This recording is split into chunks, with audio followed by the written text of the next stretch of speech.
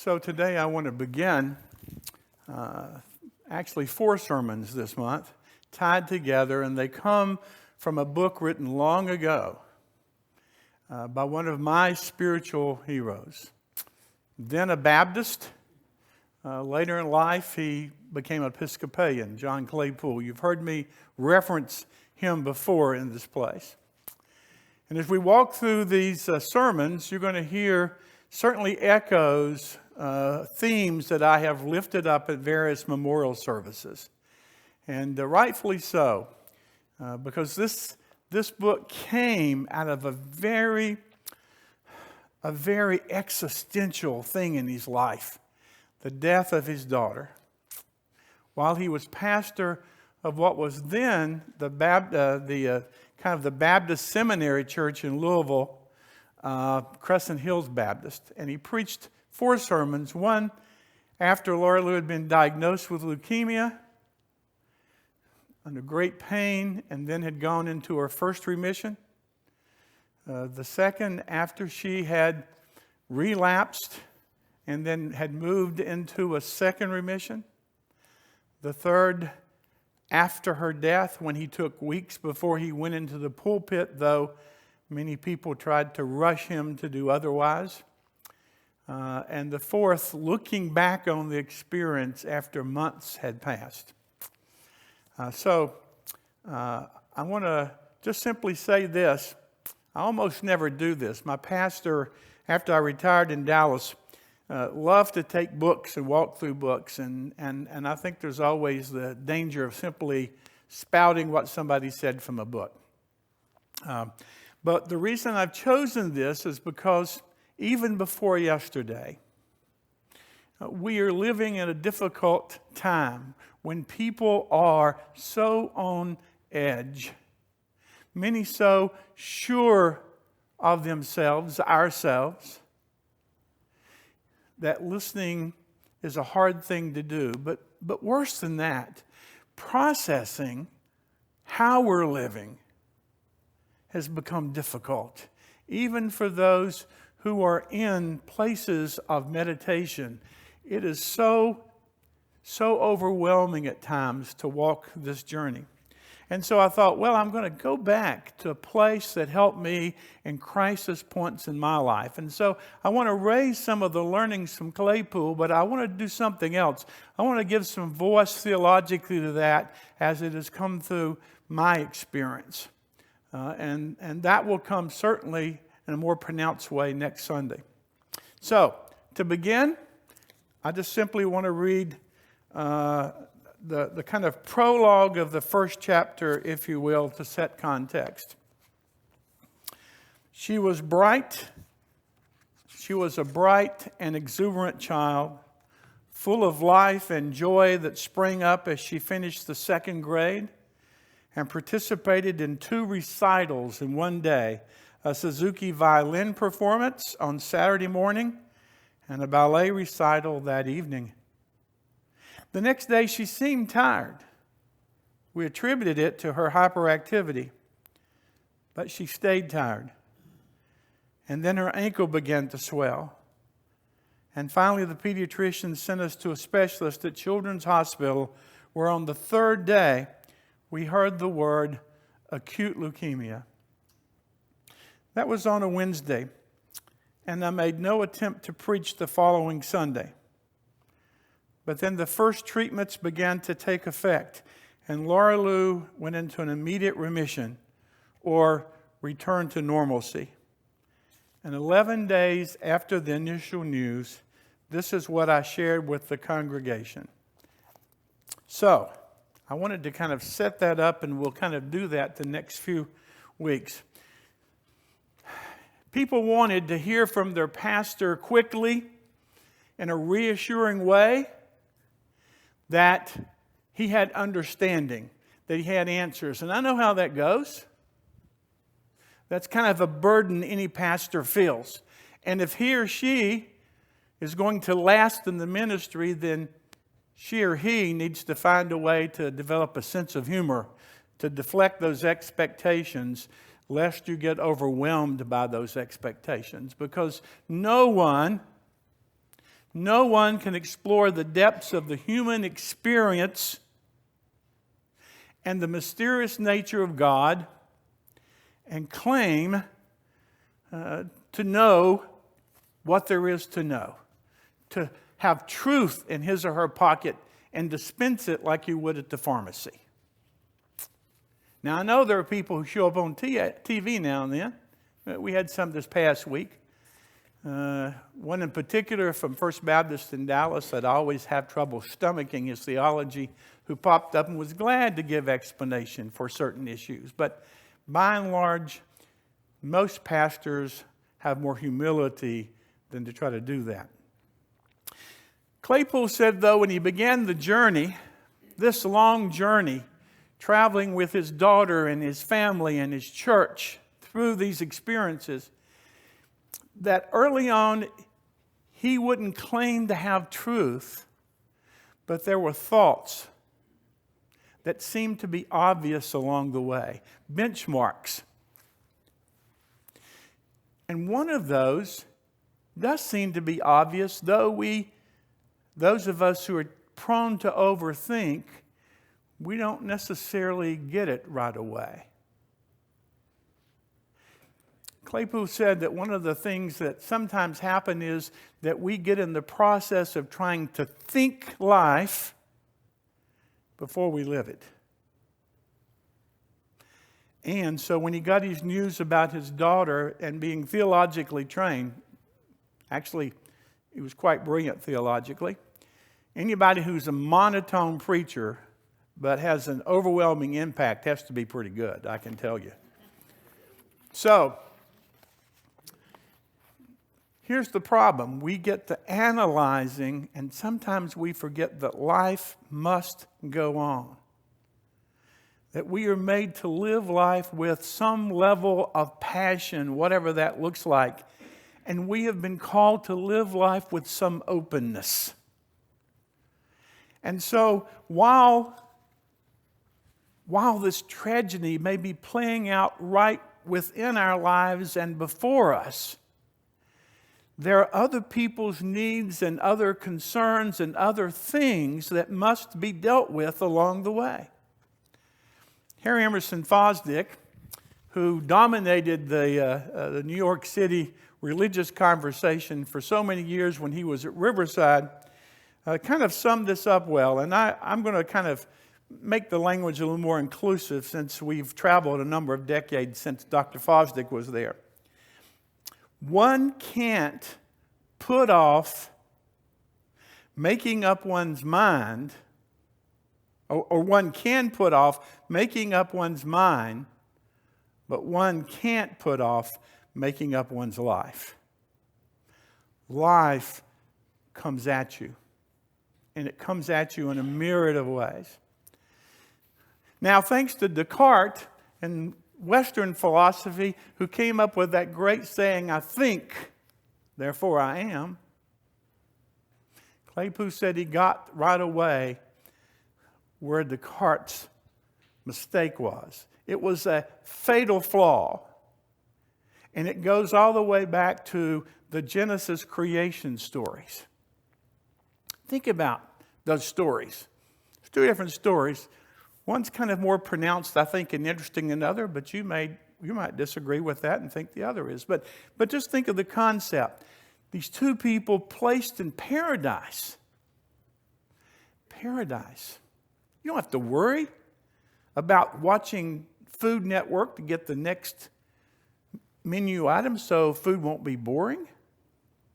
You know, you've got a garden.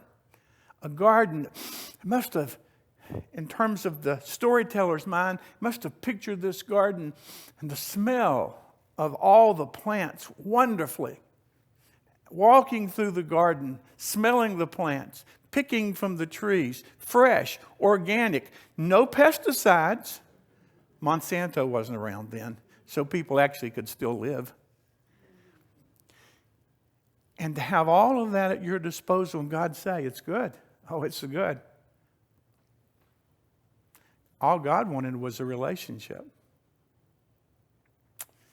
You got it all, enjoy it all. Oh, But there's a tree over there, tree of knowledge, and I don't want you messing with that tree. Well, of course, as the storyteller tells it, what do? They head for the tree. That is, we want to know. It's not enough to simply live and enjoy and experience what's here and what God has given. We got to know. We've got to find a way to analyze. We need to know what God must have had in mind. We must know it all. It is that sense of doing analysis before we move toward that God who's always calling us from out there in the future to come and follow. The Christ who's always calling disciples, come and follow me. You'll find life interesting. So, one of the things that we hear Dr. Claypool say is, life must be lived, can't be put off, because those who live with us count on us, even if the burden's heavy. We can't always take time to get the clarity we need because life presses down and we find ourselves struggling because that's how life is. Second thing I really got and enjoyed from Claypool's learning, and actually I remember this because I had the blessing twice in my life of meeting him. I heard him preach a number of times. But we had a chance to have conversations. And of course, you know, when you're a peon student, you know, you're just kind of timid to open your mouth. Even me, kind of timid to open my mouth. And so I kind of heard shades of this pre-Loraloo.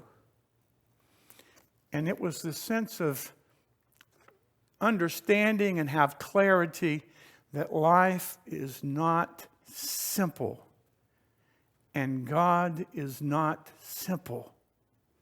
That there's a multiplicity of ways to look at who we are and where we're going, just as there are a multiplicity of ways of considering who God is and what God's working hand might look like at any given time.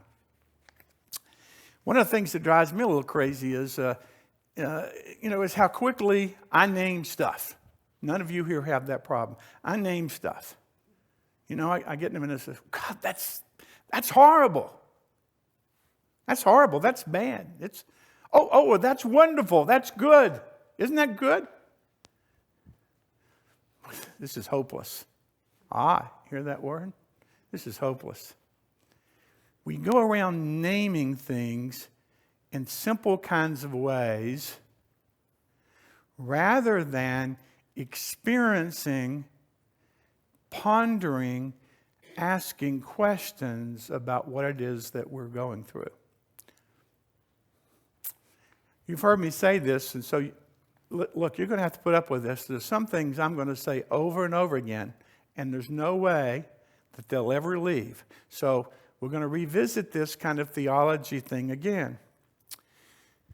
Everybody, and I was raised this way, thinks that the Bible is a theology.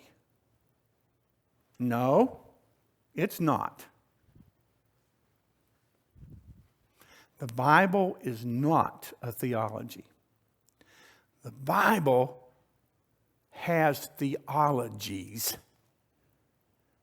because it came to us through human experience by the gift of the Holy Spirit.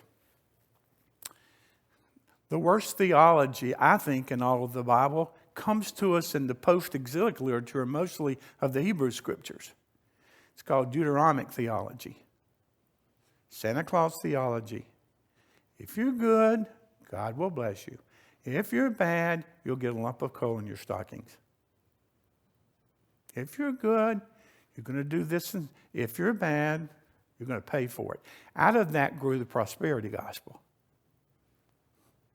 Now, here's what's interesting about that. You remember the story in the New Testament when, the teachers, the people who were supposed to know all of it, brought this person before Jesus. And if I remember right, it was a blind person, right? And says, so, why is this person this way? Was it the the parents' sin, or was it his sin? You remember that story? And Jesus, Rabbi Jesus, so brilliant here. It doesn't take a lot of words. I should learn from that. Anyway, he says, it rains on the just and the unjust. One sentence, and he obliterates a theology that dominated post-exile Israel. People who are bad people they get blessed in a lot of ways. But don't you kid yourself. They also suffer in a lot of ways. People who are righteous and good people, we get blessed in a lot of ways. We may not always see it when we get it, but we do. Just as we experience tragedy in a lot of ways. It rains on the just and the unjust. God's not around keeping that tab and meting out, today I'm going to give you an extra brownie in class because you knew the answer to that question. I think that's why I never really got brownies in school. Cookies and stuff, That's not God. So, it's complex. It can't be summarized in cliches. And so, before I leave the Bible here on this one, let me tell you why it's a problem to label stuff. For those of you who have read the Joseph stories, I love the Joseph stories. I wrote some Bible school curriculum one time. And take a look. This brat of a kid, brothers can't stand him. Father doesn't get it. Takes and sends his son that the brothers hate out to check on them. Not a wise thing to do. They see Joseph coming and they plot to get rid of him. So they grab him and they throw him in a hole and they're going to kill him. That's bad news. But then there's a caravan coming, and one of the brothers gets the guilties for a minute or two and says, no, let's not kill him. Let's sell him as a slave. That's good news. He lives. He goes down there, and he's sold apparently to the right people who like him and like him a lot. And so he kind of becomes, an uppity servant. That's good news. Bad news is that the wife likes him too much and tries to seduce him, and when he says no, she's ready to cry rape, and so he's cast off into prison. That's the bad news. He's down in prison. He's a dream interpreter. People are having dreams, and he tells them, right? He tells the story, and one of them remembers, oh my God, there's a guy down here. When Pharaoh has a dream, there's a guy who knows what dreams mean. That's good news. And consequently, he's made head of the supplies that would get them through the fast. His family's starving some distance away. That's the bad news. But they come seeking supplies. They don't recognize Joseph. And it brings about a reconciliation, which is, you see what I mean? It's never this. You never can be absolutely right in labeling any experience, anything. Now, I need to move on if we're going to get to communion, so let me kind of wrap this up. The other thing that we sometimes have difficult with in trying to get past the labeling and the simplicity is that we fail to remember the witness of the New Testament. We really sometimes think that God is so far removed from suffering and pain and has no clue what we're going through. It is interesting.